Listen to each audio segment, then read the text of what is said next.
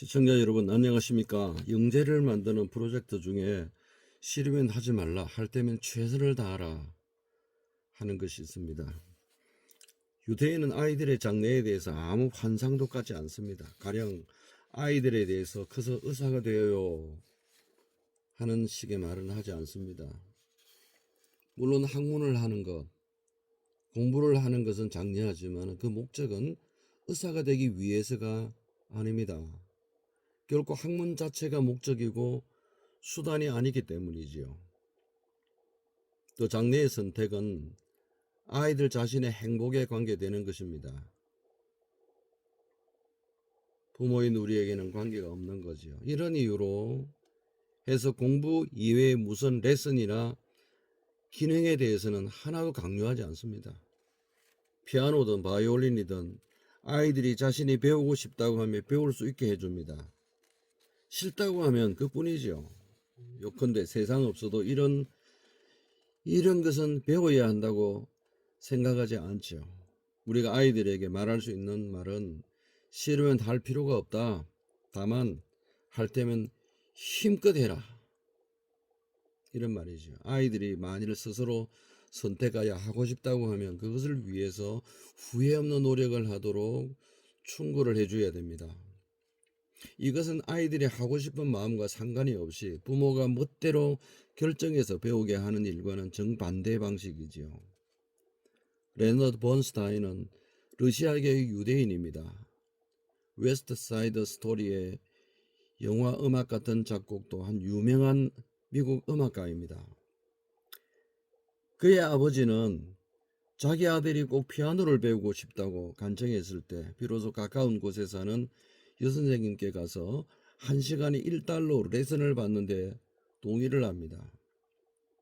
그리고 레너드는 몸이 병약했지만 의지가 굳어서 자기 용돈을 아껴서 선생님께 대한 사례금을 내면서 피아노의 기량을 닦습니다.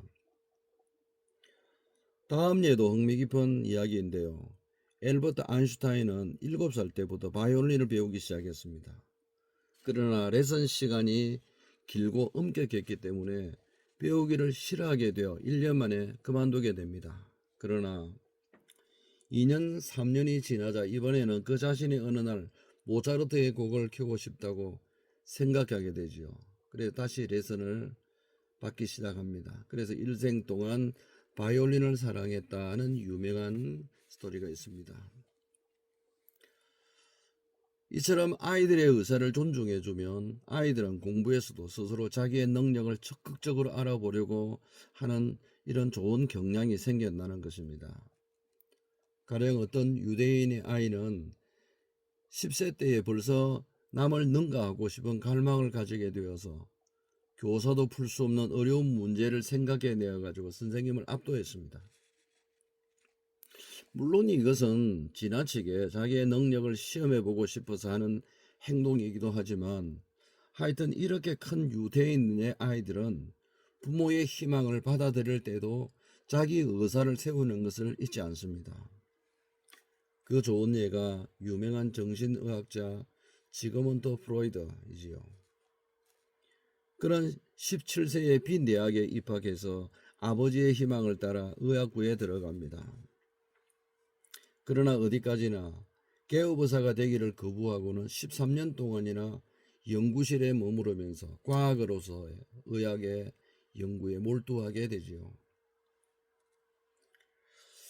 그 정신 분석학설은 이러한 연구 생활에서 얻은 자연과학적인 방법이 기초가 되었기 때문에 그때까지의 심리학의 수준을 훨씬 넘어선 것이 된 거지요. 우리는 아이들의 장래에 너무나 큰 기대를 가지거나 지나친 환상을 그리고 그들이 나아가는 발걸음을 잘못 디디게 하기를 바라지 않습니다. 그러한 일을 하는 것은 아이들에게 대한 부모의 월권 행위라고 할 수 있죠. 아이들 자신이 나아갈 길을 스스로 찾아내어 자기의 능력의 한도까지 나아가도록 해주는 것이 결국 최선의 결과를 얻는 길인 것입니다. 사랑하는 자녀들을 교육하는 우리 아버지 어머니들께서 자녀들을 잘 교육해 가르치고 양육해서 지도해서 훌륭한 인재가 되고 믿음의 가문을 만들어서 시대를 이끄는 귀한 자녀가 되기를 바랍니다. 더 좋은 영상을 만들기 위해서 구독과 좋아요는 큰 힘이 되는 것입니다. 시청자 여러분 감사합니다.